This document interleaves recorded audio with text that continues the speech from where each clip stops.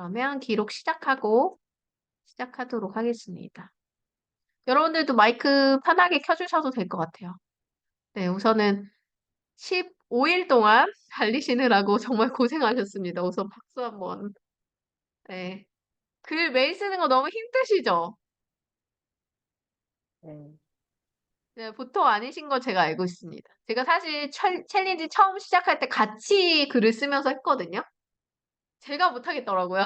그래가지고 나 이거 매일 하다가 나 죽을 수도 있겠다 이래가지고 그 중간부터는 제가 글을 안 쓰기 시작했는데 저도 그때 매일매일 글 쓰면서 이제 보통 아니다라고 생각을 했었습니다. 그래서 여러분들이 진짜 큰 맘 먹고 시작하신 건데 그래도 글쓰기 습관 기르는데 이거만큼 좋은 건 없다고 생각이 들거든요. 그래서 챌린지 하면서 조금 약간 글 쓰는 게 약간 매일 쓰는 거에 습관 들이고 매일 쓰다 보면 플랫폼에 대해서 조금 익숙해지니까 글 쓰는 속도가 좀 붙어요.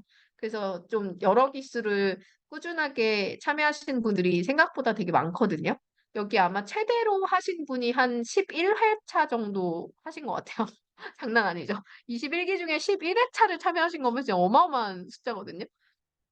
근데 그 정도로 이제 연속적으로 하시는 분들 되게 많고 꾸준히 이제 컨설팅 받고 코칭 받으면서 가시는 분들이 많습니다. 우선 오늘은 이제 중간 점검방이라고 해서 이제 Q&A를 받는 시간이라 여러분들이 이제 자유롭게 조금 의견을 나누고 그리고 이제 질문하시면 그거에 답변을 드리려고 해요. 그래서 지금까지 한 15일 정도 해봤는데 난 이 부분이 좀 해소가 안 되더라, 이게 좀 어렵더라 이런 부분이 있으면 한 분씩 돌아가면서 좀 질문을 주시면 좋을 것 같습니다. 우선은 모화지님, 온보민의 기다림씨, 4월의 민정 요렇게 제 화면에 순서대로 보이고 있는데요. 보이는 순서대로 제가 질문 드리도록 할게요. 우선은 모화지님부터 질문 주시겠어요? 네. 안녕하세요. 네, 저는 안녕하세요. 그 선생님이 그 검색 광고 알려주셨었잖아요. 근데 거기서 네. 저한테 맞는 그 키워드 지수라고 해야 되나? 그거를 찾기가 좀 어렵더라고요. 그래서 되게 막 운 좋으면은 검색량이 되게 많은 게 상위로 갔던 적도 뭐 한 번 있었는데, 근데 그거는 정말 한 번이고, 근데 막 뭐 조금 500개 이하라서 이거는 당연히 되겠지라고 생각했던 것도 안 뜨는 경우가 있고 그래가지고 그런 거는 어떤 식으로 하시는지가 궁금했어요. 좋아요. 그 되게 좋은 질문을 주셨는데 우선 제가 화면을 조금 켜가지고 그 공유하면서 갈게요. 와, 제가 일을 얼마나 많이 하는지 여기 위에 보이시죠, 여러분? 진짜 징그럽게 켜 있는데 아, 오늘 저도 이제 그거 디자이너 저랑 같이 일하는 친구가 하나 있는데 디자이너 친구랑 같이 저희 굿즈 브랜드 만드는 것 때문에 회의하고 막 그랬거든요. 그래서 그거 일하고 온 건데 저희는 약간 핫플에서 일하자 막 이래가지고 그 약간 서촌도 가고 왜냐면 이제 인사이트 투어라고 해서 제가 예전에 그 아티스트웨이 책 읽은 거 소재로 그렇게 글 쓴 거 보셨을 수도 있는데요. 거기 보면 이제 인사이트 투어라는 게 있어요. 그래서 그 부분이 이제 저희는 그 되게 중요하다고 생각을 했거든요. 그러니까 비즈니스 하면서 뭔가 약간 그 우리가 계속 아이디어가 정체되어 있잖아요. 그래서 좀 새로운 곳이나 요즘 핫한 데나 또 우리의 관심사가 비슷한 데들이 어떻게 발전되고 있는지를 중간중간 보지 않으면은 저희도 계속 정체된다고 생각을 해가지고 이제 회의를 아예 저희는 약간 핫플로 가요. 어떤 날은 성수도, 어떤 날은 뭐 명동, 어떤 날은 합정, 홍대, 뭐 연남동. 오늘은 그래서 연남동 갔다 서촌을 갔거든요. 그래서 인사이트 투어 하면서 같이 이제 했었는데 되게 좋은 곳 가서 맛있는 것도 많이 먹고 왔습니다.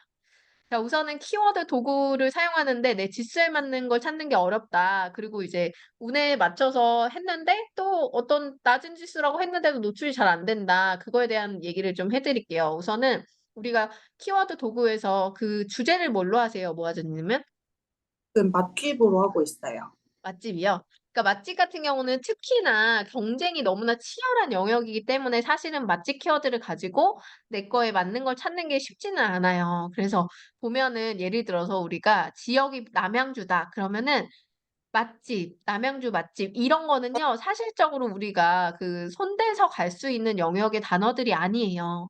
그러다 보니까 우리가 키워드를 계속 쪼개가지고 세분화시켜서 계속 움직이는 게 되게 중요한데 높은 지수인데도 불구하고 우리께 잘 떴다, 내게 메인에 들어왔다 하는 거에 대해서 요즘은 제가 어떤 확률을 얘기해 드릴 수 있냐면 제가 통합으로 보여드릴게요.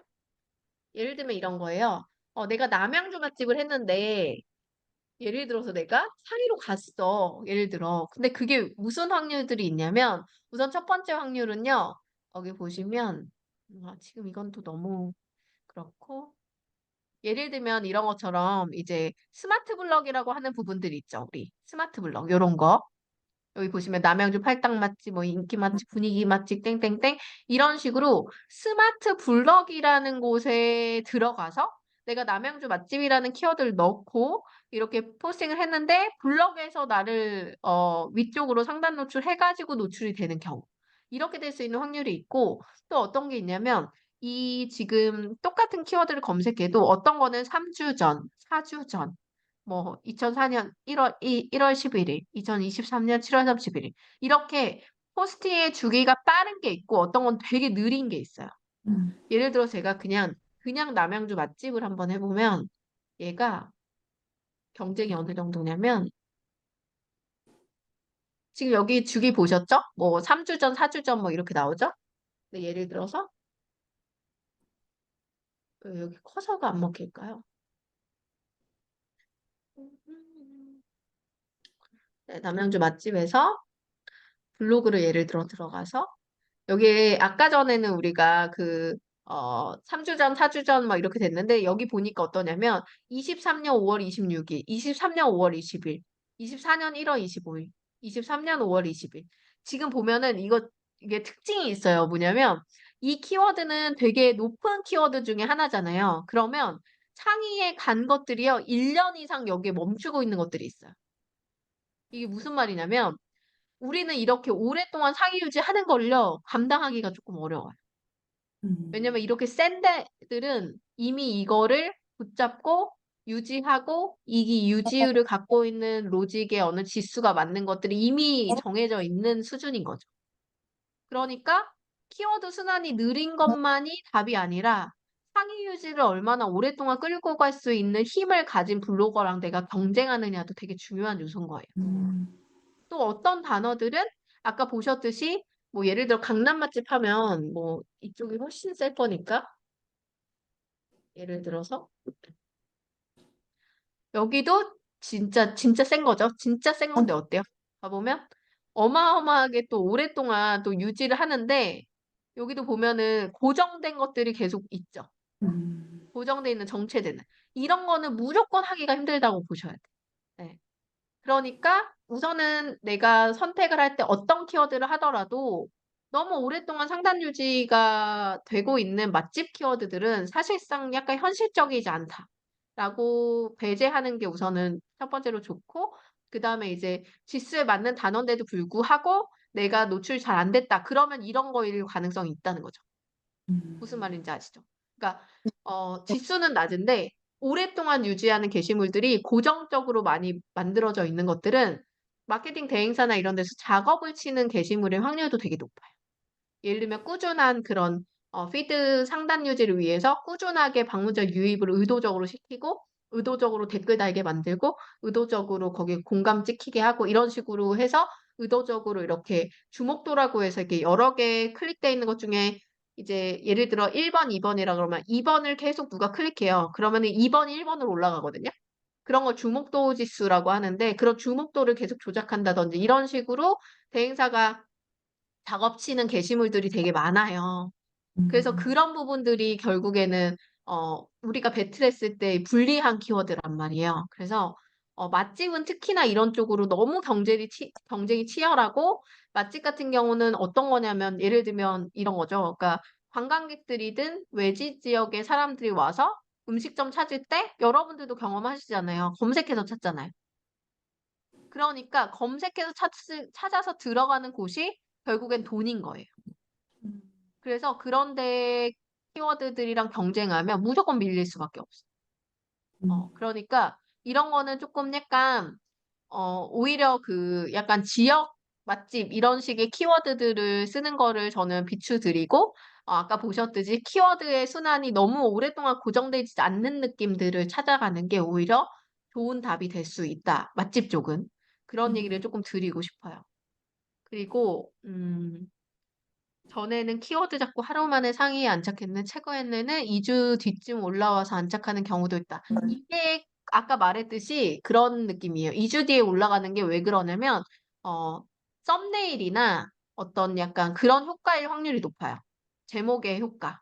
그래서 많이 클릭이 되면 위로 하나 이렇게 올라가거든요. 그게 이제 음, 주목도예요. 그러니까 내가 제목과 요 제목의 키워드를 포함한 본문, 그리고 이 내용에 포함된 이미지, 이런 거를 잘 해야 되는 이유가 이후에 사람들의 반응도에 따라서 내 순위가 더 올라갈 수 있는 확률이 있는 거예요. 그게 블로그 포스트의 인기도와 주목도, 이렇게 여러 개 중에 클릭해서 올라가는 그거.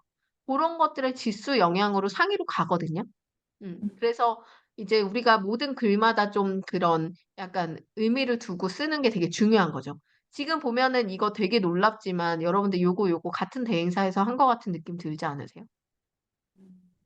저는 보자마자 그랬거든요. 약간 사진의 구성이나 이런 것들이 너무 비슷하잖아요. 이게 음, 여러 찍어서 배포한 글로 이렇게 쓴 것 같은 느낌이 저는 확 들었거든요.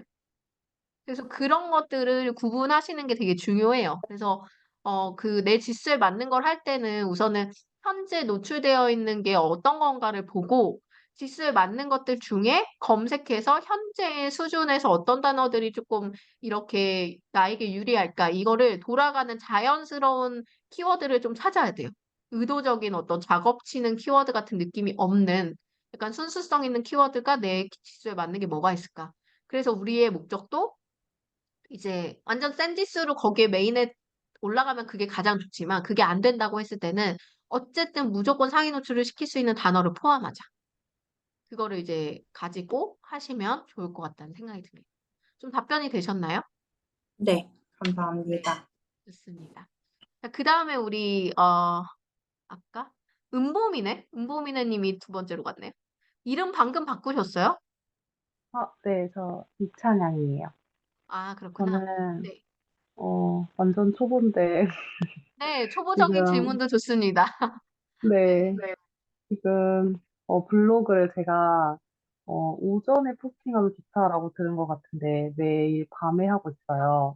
네. 이것도 괜찮은지, 그 다음에 두 번째는 제가 글을 올리고 나서 발행을 하고 네. 이제 오타나 지도를 안 넣거나 네. 뭐 또 링크를 넣고 싶을 때 링크를 안 넣거나 이래서 수정을 하는 경우가 있는데 이거 네. 괜찮나요?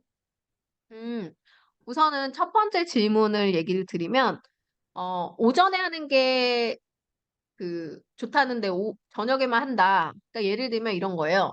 그러니까 오전에 하는 게 좋다는데 라는 건 없어요, 사실. 그러니까 그게 뭐냐면, 오전에 하는 건 좋대요. 저녁에 하는 건 좋대요. 이 말 둘 다 틀린 말이에요. 어떤 뜻이냐면, 내가 쓰는 컨텐츠와 그러니까 내 컨텐츠를 소비하는 고객이 언제 이 글을 보느냐가 더 중요해요. 그러니까 반대로 오전에 하는 게 좋아요. 저녁에 하는 게 좋아요. 이런 건 없다는 거예요. 근데 다만 예를 들어서 맛집 컨텐츠예요. 그러면 사람들이 맛집을 갈 때 식사 시간 전후일 거 아니에요. 그죠? 그럼 식사 시간 전이 더 많겠죠? 예를 들면. 그럼 식사 시간 전쯤에 검색을 한다는 기준을 두면 점심시간이면 우리가 10시, 11시쯤 될 거고, 뭐 저녁 시간이면 우리가 5시에 뭐 정도 되겠죠? 예를 들면. 그런 정도의 어떤 가상의 기준을 세울 수는 있다는 거예요. 근데 하지만, 제일 중요한 거는 내 통계를 보시는 게 제일 좋아요. 그래서 데이터를 쌓아보는 거죠. 이번에 만약에 온보미네 님이 이번에 내가 저녁에만 계속 글을 쓰는 패턴을 했다고 해봐요. 그러면 지금 15일이잖아요. 나머지 일주일이 남았잖아요. 그러면 그 일주일 동안은요, 매일 오전 포스팅으로 예약 발행을 해보세요. 음, 그리고 나서 통계를 보는 거예요. 방문자 지수가 어떻게 변화를 했는지. 그래서 내가 가지고 있는 콘텐츠가 낮에 많이 보는가, 저녁에 많이 보는가. 이걸 아는 게 중요해요. 그러니까 오전에 하는 게 무조건 맞대요. 저녁에 하는 게 맞대요. 이것도 없고, 둘 다 맞을 수 있는 거고, 그리고 둘 다 틀릴 수도 있는 거예요. 내 콘텐츠에 따라서. 그래서 그 타겟을 정해보는 게 중요할 것 같고, 그 다음에 두 번째 질문이, 어, 뭐였죠? 갑자기 까먹었어요. 수정하는 거. 어떤 거요? 발행하고 나서 네. 수정해도 수정. 괜찮은지. 아, 네. 수정 같은 경우는 수정이 나쁘거나 잘못된 건 아니라고 네이버가 공식적으로 발표한 글이 있어요. 하지만 저의 경험상, 저는 데이터를, 블로그를 어쨌든 십몇 년을 해왔잖아요. 근데 십몇 년을 해온 데이터상 수정을 했을 때 긍정적인 영향도 물론 있지만 부정적인 영향이 있을 때도 많았어요. 그래서 저는 웬만하면 수정 안 하는 걸 추천드리는데 수정해도 괜찮은 건 뭐냐면 그 글을 쓰고 나서 금세 한 1시간 이내 수정 뭐 이런 건 상관없어요. 그러니까 짧은 시간 내의 수정은 어차피 우리가 지수에 영향을 주는 그 영향에 번에서 아주 벗어나지 않기 때문에 제가 뭐 최대로 볼 때 한 두세 시간까지 얘기를 드리거든요. 그 안에 수정은 괜찮다. 근데 하지만 그 이후에 수정하는 건 그닥 아무 영향도 없다. 더 좋아지는 거, 더 나빠지는 거 없으니 그거는 별로 상관없이 그 하시는 게 낫다라고 얘기를 하거든요. 근데 아까 전에 뭐 지도 삽입이라든지 뭐 이런 것들을 테스트를 해보셔야 돼요. 제가 요거는 직접 테스트 안 해봐서 제가 확인을 이제 요청드리고 싶은 게 뭐가 있냐면 예를 들면은 내가 지도를 빼먹었어. 근데 이거를 꼭 넣어야 돼. 근데 이게 되는지를 꼭 보세요. 예를 들면 내가 저도 이거 안 해봤는데 해봐야겠네요. 얘기해 보니까 이제 블로그에서 뭐가 있냐면 글쓰기를 했어요.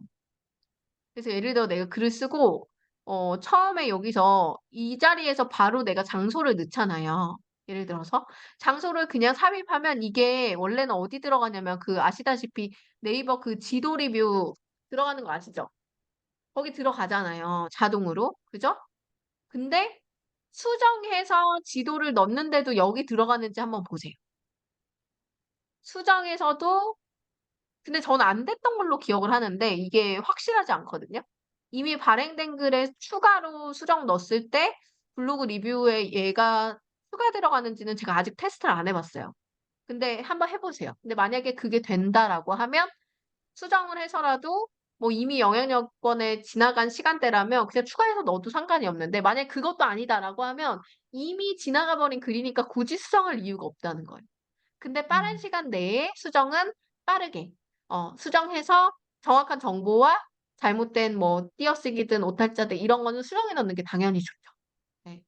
그래서 그리고 단 잘못되는 건 뭐가 있냐면 다량의 글을 한 번에 수정하는 거. 그런 건 안 하시는 게 좋아요.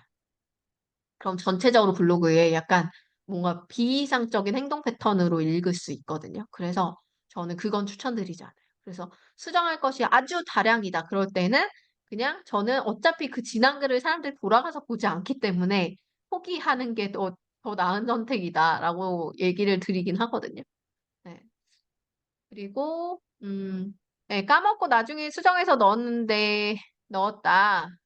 네, 까먹고 나중에 수정해서 넣는 것도 아까 얘기 드렸듯이 너무 많은 시간이 지나고 난 다음에는 별로 의미가 없어요. 근데 그 짧은 시간 내에는 수정하는 건 저는 추천드리는데 그게 막 진짜 중요 정보다 이러지 않는 이상 굳이 수정 버튼을 자주 쓰는 거는 별로 좋은 생각은 아닙니다. 네, 그 정도 답변 드리면 될 것 같아요. 답변이 되셨나요? 네, 감사합니다. 네, 좋습니다. 그다음 우리 기다림 씨 질문 좀 받아볼까요? 저는 계속 그때 국내 여행으로 했는데 네, 지금 보면 맛집이 많이 올라가고 있는데 계속 네. 국내 여행으로 카테고리를 가도 될지 계속 고민하고 있거든요. 근데 사실 그거 아세요? 여행이랑 그 맛집은 카테고리가 다른 거 아세요? 원래는 완전히 다른 카테고리예요. 보시면 그거 어떻게 구분하는지 보여드릴게요. 블로그라는 메인 섹션에 가시면 블로그 홈이라는 곳이 나오는데 여기에 이제 주제별 보기가 있죠. 대표 주제. 여기 들어가시면 취미 여가 여행이라고 있잖아요. 여기 보면 분류돼 있죠. 맛집, 세계 여행, 국내 여행. 그러니까 국내 여행과 맛집은 원래 분리된 컨텐츠예요. 분리된 카테고리예요. 이렇게 보면 되고, 그 다음에 이제 실제로 내가 인플루언서 검색 들어가서, 네이버 인플루언서 검색하셔서 여기를 보시더라도, 여기 보면은, 어, 여기 보면은 푸드는 있죠, 푸드. 근데 이건 거의 대부분 맛집이 아니라 요리하는 거예요. 아시죠? 그 요리하는 게 대부분이고, 그리고 여행은 이렇게 분류돼 있죠. 근데 여기에 사실 맛집이라고 하는 것이 마땅히 인플루언서에서 없어요. 아시죠? 그래서 장기적으로 봤을 때는 맛집보다는 요리, 뭐 인플루언서까지 우리가 노린다면, 그리고 여행 이렇게 구분해서 보는 게 저는 맞다라고 생각이 들긴 하더라고요. 그래서 여기도 보면은 그래서 맛집 하시는 분들이 우리가 설 자리가 없어지네 없는 거 아니에요? 막 이런 얘기를 하시기는 하더라고요. 근데 이제 저는 그거는 뭐 생각하기 나름이라고 생각하는데 여행에는 사실 우리가 먹는 걸 뺄 수 없기 때문에 그 여행에 맛집이 포함된다고 생각을 하지만 실질적으로는 분류해서 이 네이버의 대표 주제는 분류되어 있다라고 보면 되긴 하거든요. 물론 큰 카테고리는 취미, 여가, 여행 안에 속해 있지만 그래서 그 부분을 조금 생각하셔서 전략을 짜는 것도 저는 조금 중요하지 않나라는 생각이 들었어요. 요즘 최근에 들어가지고. 그래서 그 부분을 조금 생각하시면 좋을 것 같고, 중간에 카테고리 변경하는 게 지수에 영향을, 이거는 제가 테스트가 좀 부족해서 이거를 제가 뭐 그렇습니다. 아닙니다라고 말하기는 조금 어려운 문제예요. 왜냐면 저는 조금 동일한 주제 카테고리를 좀 꾸준히 왔던 사람이라 보니까, 이게 바뀌고 났을 때 누가 바꿔서 이런 효과가 있었어요. 이거에 대한 약간 DB가 없잖아요. 그래서 제가 함부로 말씀드리면 그건 제가 틀린 말을 그냥 카더라 통신을 하는 것밖에 안 되기 때문에 요거는 한번 테스트가 필요한 것 같습니다. 근데 하지만 이런 건 있었어요. 제가 의외로 저의 카테고리는 되게 여행의 글이 많거든요. 제가 되게 많이 잘 돌아다니잖아요. 이러저러한 이유들로. 그러다 보니까 여행, 펜션 이런 카테고리 글을 쓰면 저는 무조건 상위 노출을 가요.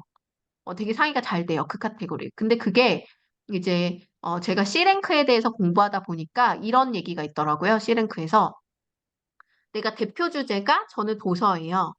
근데 여행 주제로 만약에 내가 글을 꾸준하게 많이 썼던 이력이 내 블로그에 또 남아 있으면 C랭크는 그 두 개 다 이 사람의 메인 카테고리라고 생각하는 부류가 있대. 그 구분이 있대요. C랭크에. 이거는 네이버 공식 자료에서 나온 얘기예요. 그러니까 내가 한 가지만 하지 않아도 된다는 걸 거기서 발견한 거예요. 근데 이제 보통 사람들이 하나만 파고 들지 않으면 절대 블로그 성공 못해요. 이렇게 강의하는 건 정답이 아니라는 거죠. 그래서 여러 가지를 다루더라도 깊이 있는 콘텐츠의 그 주제 카테고리를 꾸준히 다루는 게 되게 C랭크에는 유리하고 중요하다. 그러다 보니 저도 도서를 제외하고는 여행 콘텐츠들이 많으니 그 여행 콘텐츠가 그 부류 안에서 어느 정도의 지수를 발현하다 보니 예를 들어서 실제로 블로그 차트라고 하는데 들어가 보면 저 카테고리가 뭐로 돼 있냐면 여행 숙박으로 돼 있어요. 음, 그 서브 카테고리가. 그래서 메인 카테고리가 이렇게 여러 개, 저는 3개 정도가 잡혀 있거든요. 하나는 IT 컴퓨터, 하나는 펜션 숙박, 하나는 이제 도서. 근데 그게 잡힌 이유가 그 3개를 제가 제일 많이 다루기 때문이에요. 근데 그 분야로 꾸준히 다룬 게 이력이 있기 때문에 그걸 이제 로직이 인정하고 있는 거죠. 그래서 기다림 씨 같은 경우는 지금 여행하고 있고 맛집 하고 있고 이런데 그 두 개가 우선 분류되어 있다는 것에 대해서 우선 인지를 하시고 만약에 내가 여행으로 해서 쭉 난 끌고 가고 싶다 그러면 그런 느낌으로 로직의 이해할 수 있게 흐름을 바꾸는 것도 방법인 것 같아요. 예를 들면 내가 맛집을 해요. 근데 내가 여행을 하고 싶어. 그러면 그 명소에서 그 주변에 갈 만한 어떤 뭔가 장소들이 있으면 그런 어떤 코스로 짜서 글을 써준다든지 이런 식으로 약간 전략을 짤 수가 있잖아요. 그런 걸 할 수도 있는 거고 여행 카테고리에서 자주 쓰는 어떤 고객의 사용 언어들을 그 맛집 카테고리에서 조금 적용시켜서 맛집 컨텐츠를 쓸 수도 있는 거고. 이런 식의 어떤 다양한 전략들이 필요한 것 같아요. 그래서 뭐가 좋을지 한번 어, 고민을 좀 해보는 게 필요하지 않을까 생각이 드네요.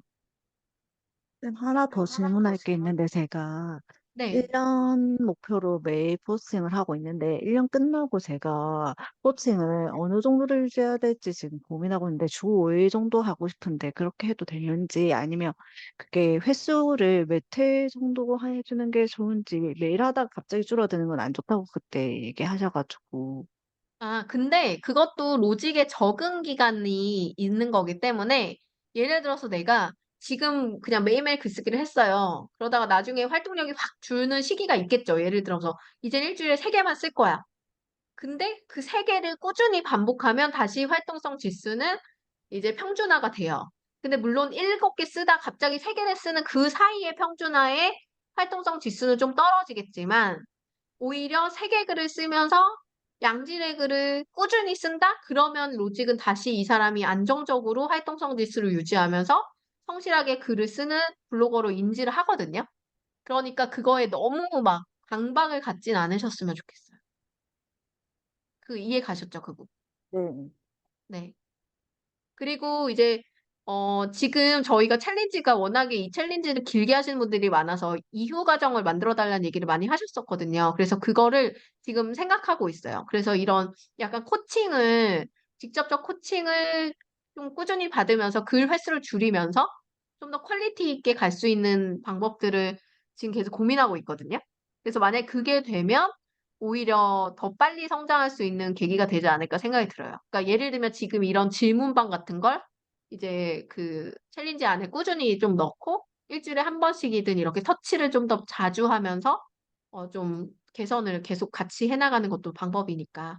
아니면 이제 들어오신 분들의 케이스를 가지고 제가 돌아가면서 컨설팅을 해주는 거죠. 그래서 다양한 케이스의 컨설팅을 보다 보면 또 거기 안에서 여러분들이 계속 해소가 될 거고, 이런 식으로 약간 구조를 계속 조금 더 성장할 수 있는 구조를 제가 내부적으로도 만들려고 하고 있어요.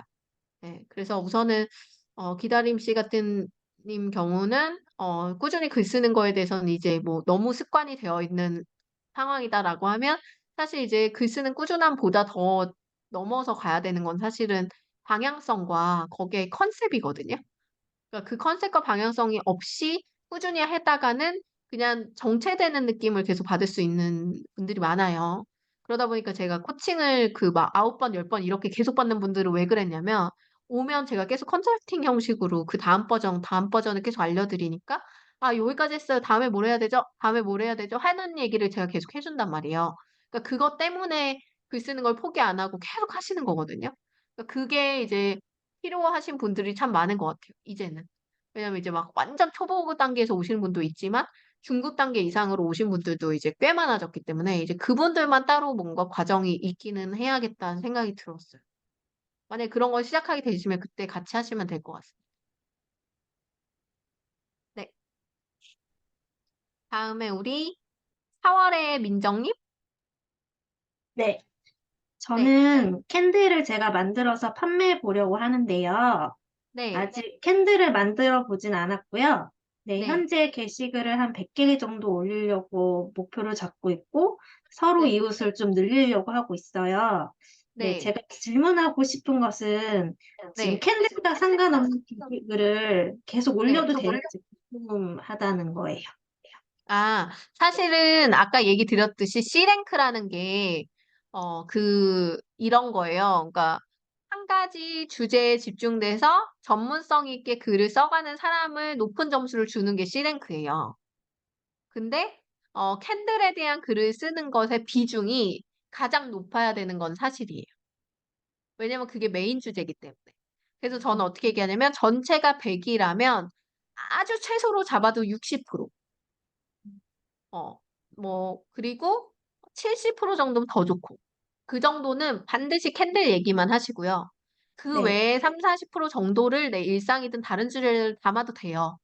근데 하지만 그 나머지 주제들도 막 중구난방 하기보다는 조금 더 이제 그 컨셉이 있으면 좋겠어요.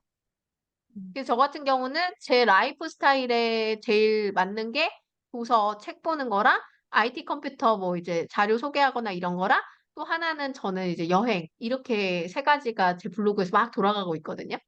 근데 그 각각의 주제들의 글이 계속 누적이 되고 그 각각의 게시글에 대한 어떤 방문객의 반응이나 어떤 댓글이나 공감이나 뭐 또는 그 글의 어떤 상위 노출력이나 주목도 주스나 이런 모든 것들이 계속 잘 채워지고 있으니 로직이 아, 저 사람은 저 주제에 대해서도 잘 운영이 되는구나 생각하고 또 그 주제에 대해서도 상의가 잘 될 수 있게끔 이게 바뀌고 있는 거거든요. 그래서 네, 그런 거를 그 생각하셔서 세부 주제가 있더라도 조금은 좀 너무 중구난방보다는 조금 약간 내가 그래도 그 다음으로 조금 주제화 시킬 수 있는 세컨 주제를 좀 몇 가지 정해서 거기에 집중된 글들을 좀 쌓아가는 게 맞을 것 같다. 그리고 너무 세부적이고 약간 너무 다양한 주제들은 차라리 세컨 블로그 만드셔가지고 그냥 서브로 약간 리뷰단 정도 할 수 있는 정도 수준으로 그냥 이렇게 사부작 사부작 키워나가는 것도 나쁘지 않을 것 같다 생각이 들어요. 아, 네, 알겠습니다. 감사합니다. 네. 자, 그러면 오늘 우선 오신 분들은 제가 질문 답변은 다들 보내드렸는데 그 외에도 또 질문 주실 거 있으면 다른 분들 대신해서 또 이제 이야기를 더 나눠도 되거든요. 또 질문 있으신가요? 네, 어, 모아지님. 네. 네.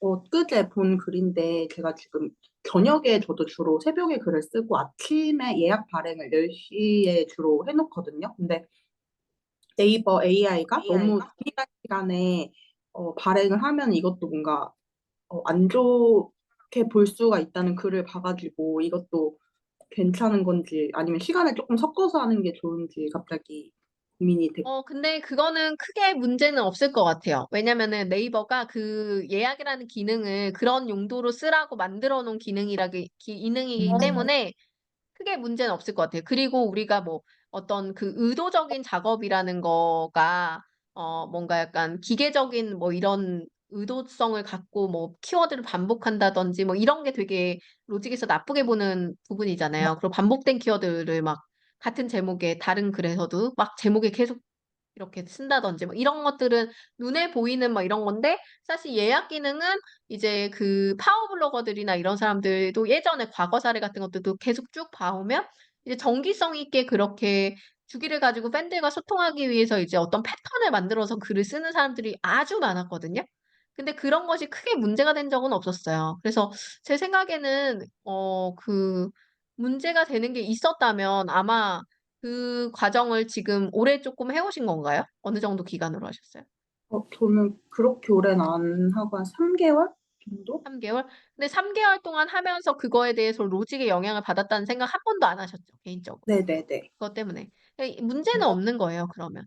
예. 만약에 내가 그렇게 함으로 인해서, 내가 이렇게 하고 나니까 뭔가 내가 더 노출이 안 되는 것 같아. 상의가 안 가는 것 같아. 이런 걸 내가 체감하셨다면, 저는 이건 그러면 리스크가 조금이라도 있을 수 있으니까 하지 마세요 할 텐데, 제 생각엔 전혀 그러지 않을 거라고 생각해요. 오히려 이제 그 로직들은 오히려 이렇게 규칙적으로 글을 써주는 사람이면 이 사람은 활동성 지수 면에서 약속을 지키는 어떤 사람이구나라는 걸 알 수 있기 때문에 오히려 저는 긍정적인 영향을 더 보지 않을까라고 생각을 하거든요. 네. 음, 근데 이게 팩트 체크, 아까도 얘기 드리지만 저는 사실 제가 팩트 위주로 정말 100% 검증된 얘기들을 여러분들한테 강의로 얘기하고 콘텐츠로 얘기하고 코칭 때 얘기를 하기 때문에 이거를 제가 100% 검증했다고 얘기할 수는 없어요. 하지만 제가 지금 여쭤봤듯이 3개월 동안 어떤 패턴을 가지고 그렇게 예약 발행을 해봤지만 이상이 없었다라고 얘기를 하셨고 그리고 이제 저는 이제 종합적으로 SNS를 다루잖아요. 컨설팅을 하고. 근데 모든 다른 SNS에서도 제일 좋아하는 게 꾸준한 발행과 동일한 시간대에 어떤 패턴을 가지고 있는 발행을 되게 좋아해요. 그래서 아시다시피 우리 유명한 유튜버든 뭐 유명한 뭐 인스타그래머든 이런 사람들 보면은 자기가 발행하는 그 대략적인 시간대와 어떤 뭐 화요일 언제 그 방송이 업로드됩니다. 이런 것처럼 패턴을 가지고 하시는 분들이 워낙에 많았거든요, 지금까지 평균적으로. 그런데 그것이 단 한 번도 로직에 영향을 받았던 적은 없었거든요. 그래서 제가 단순히 이거 하나만이 아니라 전반적으로 봤을 때도 그거는 로직이 볼 때는 아주 좋은 그 패턴으로 생각할 수 있는 영역이라고 생각해요. 네. 감사합니다. 한 가지만 더 있는데 제가 그 제목을 한 줄 꽉 채워서 PC에서 봤을 때 한 줄 꽉 채워서 쓰는 편인데 그 안에다가 이게 예를 들어 아까 뭐 남양주 맛집이다 그러면 남양주 뭐 아니, 서울 남양주 뭐 어떤 동네 맛집 약간 이런 식으로 키워드를 여러 개 넣는 편이거든요. 근데 최근에 로직 바뀌고 나서 이렇게 키워드 너무 많이 넣는 것도 좀 상위 노출에 도움이 안 된다고 봤고 그리고 이거는 좀 실제로 좀 너무 많이 넣게 되면은 좀 노출이 덜 되는 느낌이 들어가지고 이 부분이 조금 궁금했어요. 그거는 이제 그 나름인 것 같아요. 왜냐면 요즘 스마트 블럭이라는 게 좀 생겼잖아요.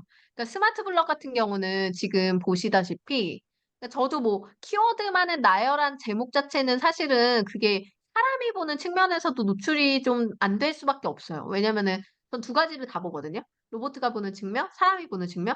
근데 뭔가 키워드만 죄다 나열한 느낌의 제목이면 사람들이 우선 신뢰가 안 가. 아, 뭔가 노출하려는 상업적인 의도를 가지고 저렇게 제목을 지었구나라고 생각할 수밖에 없는 게 우선은 생겨요.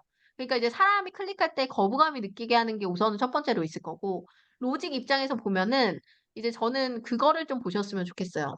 아까 말씀드렸듯이 맛집은 워낙에 경쟁이 치열하단 말이에요. 그럼 예를 들어서 부천 맛집 해보면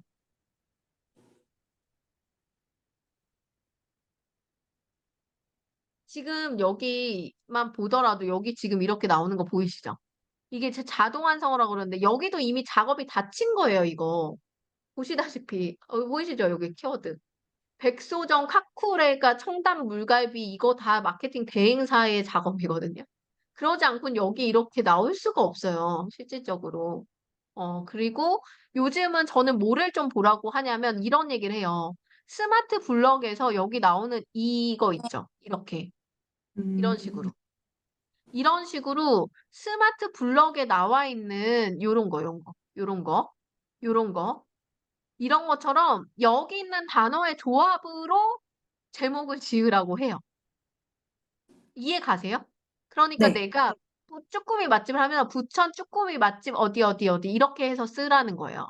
뭐 예를 들면 가족 외식 추천 뭐 부천 쭈꾸미 맛집 어디 어디 뭐 이런 식으로 약간 뭔가 이 안에 키워드를 포함해서 가는 거죠. 그러면 내가 지수가 낮아도 여기 노출될 확률이 높아요. 스마트 블럭에 갈 확률이 있는 거예요. 그러니까 쓸데없이 키워드를 막 늘리거나 너무 막 상업적인 키워드의 나열처럼 하는 느낌보다는 좀 이렇게 스마트 블럭을 활용해서 그 키워드를 조금 응용하는 제목을 좀 지으면서 사람들한테도 너무 상업적인 느낌이 들지 않는 형식으로 하는 거. 그리고 이런 것도 사실은 이 사람도 엄청 똑똑하게 그걸 지었어요. 제목을. 그죠? 그래서 이것도 저는 어떤 느낌의 제목이라고 생각하냐면, 우리가 Q 검색 아시죠? Q 검색. 그 Q 검색이라고 이제 인공지능 검색 나왔잖아요. 그죠? 네. 그러면 예를 들면 이렇게 돼요. 여기 주차 정보, 영업시간, 방문 후기 이렇게 다 나왔죠? 그러면 제가, 어, 전, 예를 들어 제가 한번, 저게 확실히 나올지 모르지만 한번 테스트 해볼게요. Q 검색 가서,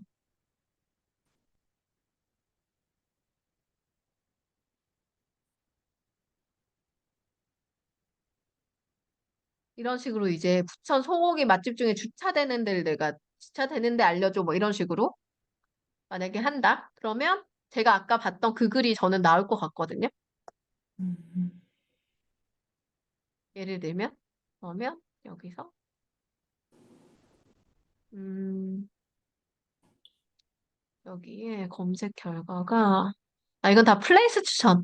역시 맛집은 어쩔 수 없이 공식 그거에서 더 많이 뜨니까 이렇게 나올 수밖에 없는데, 그러니까 저는 이런 걸 왜 얘기를 하냐면, 우리가 꼭 저렇게 높은 키워드만 쓰진 않겠지만, 저는 이런 약간 사람들이 검색하는, 정보를 제목에 담는 걸 조금 추천해 드려요. 이게 어떤 맥락인지 좀 아시겠어요? 그러니까 이제, 네. 우리가 어떤 제목을 지을 때 사람의 관점으로 생각을 많이 하라는 뜻이에요. 사람들은 이런 데 갈 때 뭐를 할까? 예를 들면 저는 오늘 합정동, 연남동에 갔는데 연남동 주차되는 카페. 저는 이런 게 되게 중요해요. 예를 들어 차를 가지고 다니는 이런 식의 사람은 뭐를 중요하게 생각하고 검색할까? 그런 관점을 가지고 제목을 지으면 이게 사실 이 키워드가 그냥 키워드 도구로 갔을 때 얘가 아주 엄청나게 막 높은 키워드는 아닐 것 같거든요. 제가 한번 우리 아까 그 스마트 블럭에서 한번 볼까요? 이거 보세요. 모바일 20밖에 안 되죠. 그죠? 근데 저는 이거 검색해서 가는 사람이거든요. 음. 그러니까 소수가 검색해요. 하지만 주차되는 카페 이런 거, 주차되는 식당 뭐 이런 거 있죠. 이런 키워드들이 아주 높지 않지만 되게 이제 그 정확도가 높을 수 있는 그런 키워드. 그래서 관점을 약간 사람들은 뭐를 검색하지? 사람들은 어떤 생각을 하고 이걸 일부러 검색해 볼까? 굳이 그냥 지도를 봐도 되는데 굳이 블로그를 왜 볼까? 뭐 이런 관점으로 계속 이렇게 사람의 관점으로 글을 기획하고 생각하는 습관들을 좀 가지면 그 쓰는 게 조금 더 많이 질이 높아지고 또 이제 사람들이 한 명이 보더라도 내 글에 만족하는 글? 그런 글이 될 수 있다고 생각을 해요. 그래서 그런 거를 조금 고민하면서 제목을 좀 창의적으로 계속 발전시켜 나가면 어떨까 생각이 들어요. 음. 네, 너무 감사합니다. 네. 그리고 아까 기다림 씨도 또 질문 주실 거 있었나요?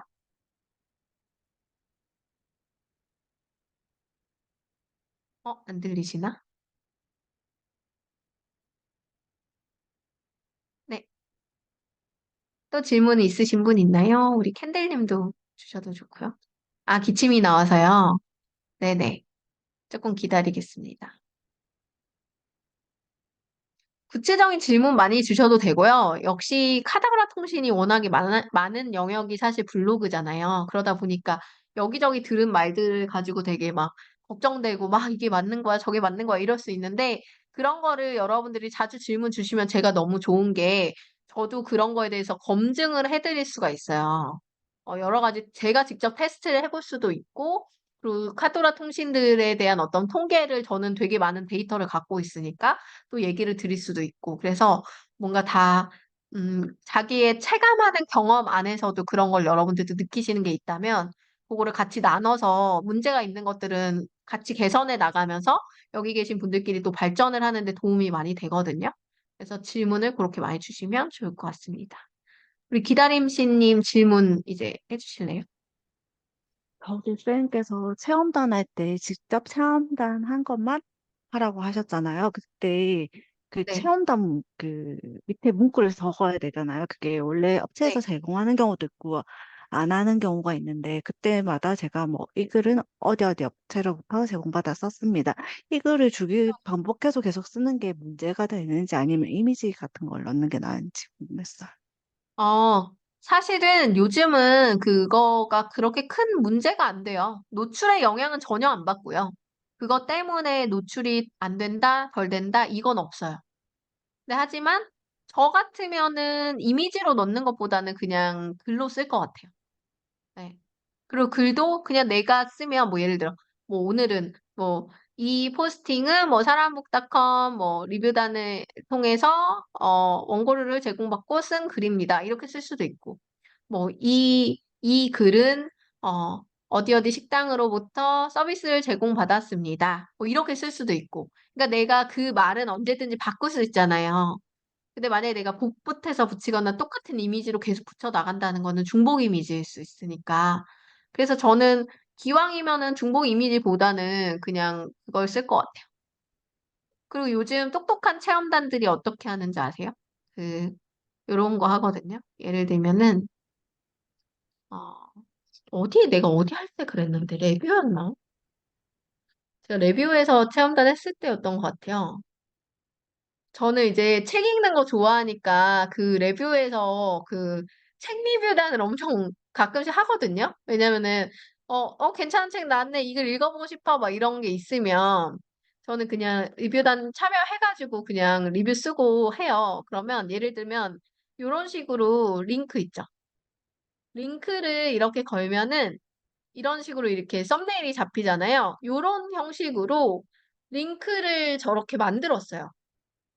그래서 그걸 이미지 인식이 아니라 썸네일 링크로 넣어서 그 이미지가 뜨게끔 해놓은 리뷰단이 있더라고요. 근데 제가 그게 정확히 어딘지 기억이 안 나는데 최근에 제가 해봤던 것 중에 그런 게 있어서 얘네가 좀 꼼수를 잘 부렸네 이런 생각을 했었단 말이에요. 네, 그런 경우도 있다라고 생각하시면 돼요. 근데 제가 잠깐만요. 제가 한번 찾아볼게요. 여기 이거 최근에 제가 리뷰단을 이걸 했던 거라 이건가? 이거다. 이게 이미지가 링크로 해서 어떻게 달게 했었는데, 이거를. 여긴 이미지로 이렇게 뜨네요. 맞아요. 레뷰 맞죠? 링크 복사해서 넣는데. 맞아요, 맞아요. 그러니까 그런 식으로 하는 똑똑한 것들도 있다라고 생각하시면 돼요.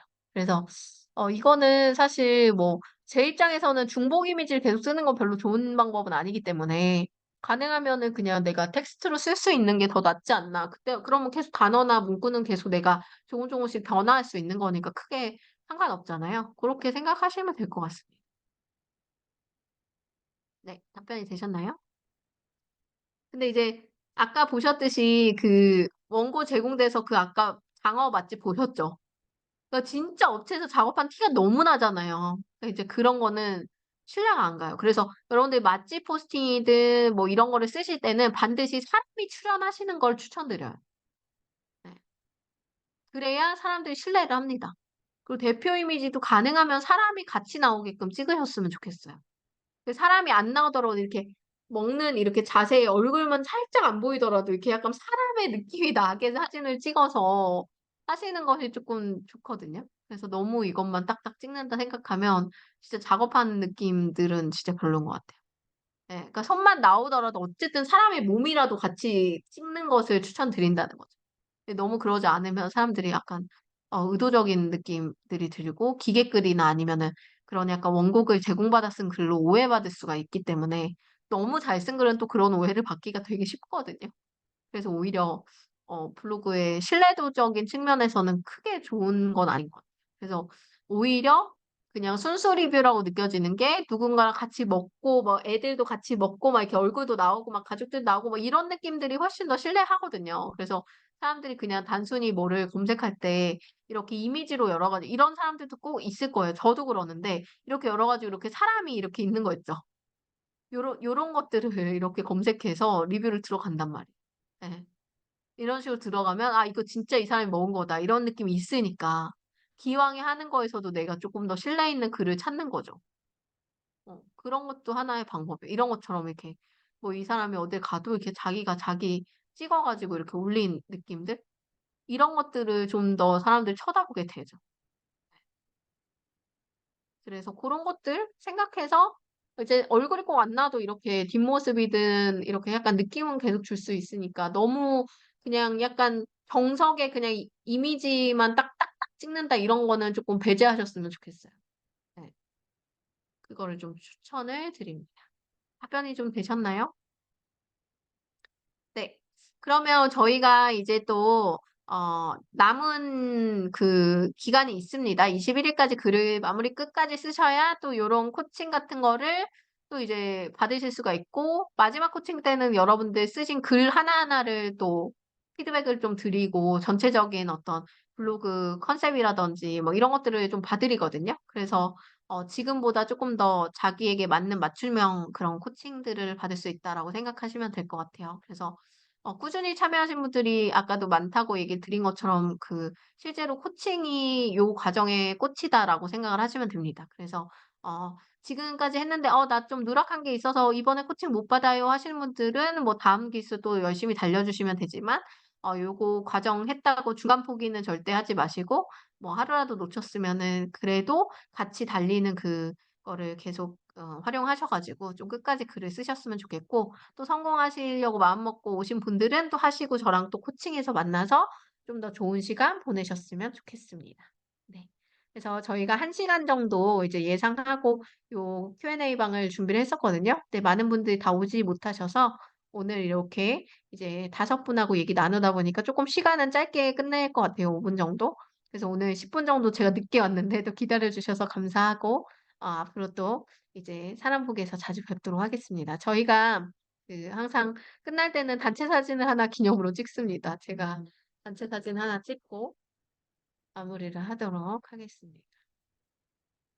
우리 옴보미네 님 카메라 살짝 켜 주실 수 있나요? 가셨나요? 오케이. 그럼 이제 찍도록 하겠습니다. 카메라 보세요. 하나, 둘, 셋. 좋습니다. 제가 요거 보내 드리고 저희 그러면은 21일 날 또 해 가지고 그 코칭은 날짜 제가 잡아 드린 그 시간에 저희가 할 거거든요. 그때 다시 또 뵙도록 하겠습니다. 오늘 수고하셨습니다. 조심히 들어가세요.